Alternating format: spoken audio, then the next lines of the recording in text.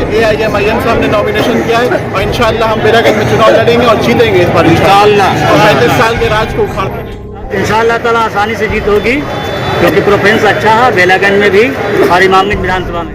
चुनौती कुछ नहीं है, असल है कि जनता जो वोट देती है वो विकास के मुद्दे पर देती है। ये तमाम 35 साल से लगभग कोई और पार्टी लड़ रही है, कोई और योगी आ रही है। कब तक मतलब हम लोग गुलामी करेंगे, कब तक झंडा ढोएंगे हैं। और जहाँ तक 232 बेलागंज और 227 इमामगंज में AIMIM ने दिया है, ये जमहूरियत की असल अक्कासी करता है।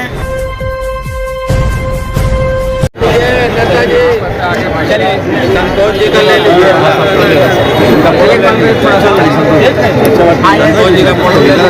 सामिन भाई नॉमिनेशन कर दिया, आधिकारिक तौर पे मैदान में आ गए हैं, क्या कहेंगे?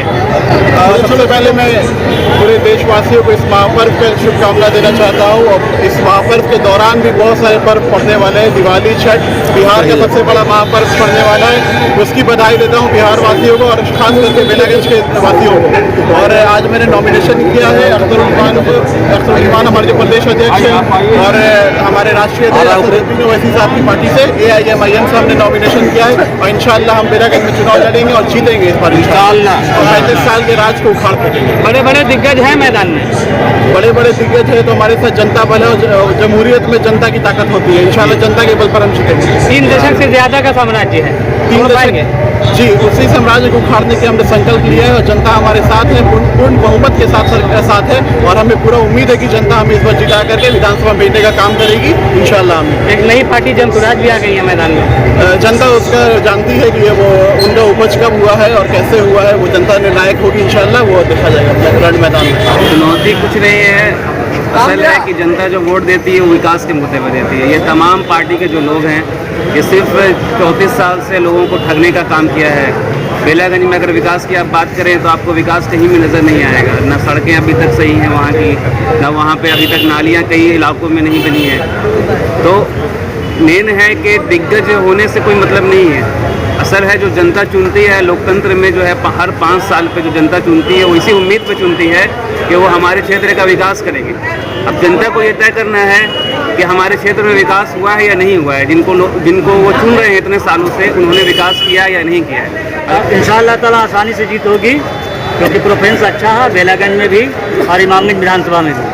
कार्ड के तौर पे जनसुराज भी है आपके सामने। जनसुराज तो मुस्लिम विरोधी काम कर रही है, पहले तो मिनोरिटी की बात कर रही थी, लेकिन अब जो है वो इमामगंज में भी हम लोग जो है पासवान जी को टिकट दिया AIM पार्टी से, तो वहाँ पासवान जी को उतार दिया और यहाँ मुस्लिम को टिकट दिया बेलागंज से, तो बेलागंज से भी जो है तो ये मुस्लिम को उतार दिया कैंडिडेट। अगर ये मुस्लिम के हिस्सेदारी की अगर बात करती और मुस्लिम के लिए काम अगर करती तो ये विरोध वाला काम नहीं करती। ये तो हम समझ रहे हैं कि ये बीजेपी की बी टीम है भाई, इसको AIM को हराने के लिए उतारा गया। कब तक मतलब हम लोग गुलामी करेंगे, कब तक झंडा ढोएंगे हैं। लोगों को भी मौका मिलना चाहिए। हम लोगों की खुद की पार्टी जब है तो हम लोग की पार्टी को आज मौका मिला है जामिन साहब को लड़ने का और हम लोगों को उम्मीद है कि सीट निकाल रहे हैं बेला से।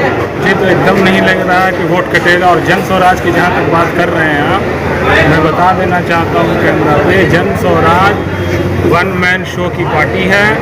भारतीय जनता पार्टी की बी टीम है, RSS की बी टीम है। ये जाकर के अपना मेंबर बनाते हैं जन स्वराज का और आगे जाकर के बस्तियों में जाकर के कहते हैं कि वोट तुम भाजपा को देना। और वहाँ से डांट डपट हुआ है तो ये लोग भागे हैं। ये वो लोग हैं जो 2014 में मोदी को स्थापित करने में हम रोल रहा है।